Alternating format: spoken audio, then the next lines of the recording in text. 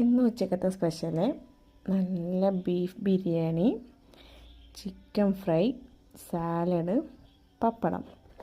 കഴിച്ചു നോക്കിയാലോ.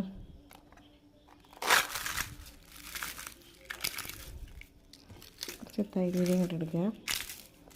പപ്പടം നല്ലോണം കുഴയ്ക്കുക. അപ്പം തന്നെ അതിൽ വെള്ളം വരുന്നുണ്ട്. ചിക്കൻ ഫ്രൈയിൽ പൊട്ടെടുക്കുക. ഒരു ബീഫ് ഫ്രൈ,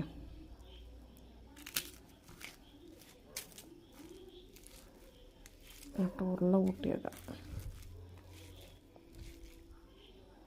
കഴിച്ചു നോക്കാം.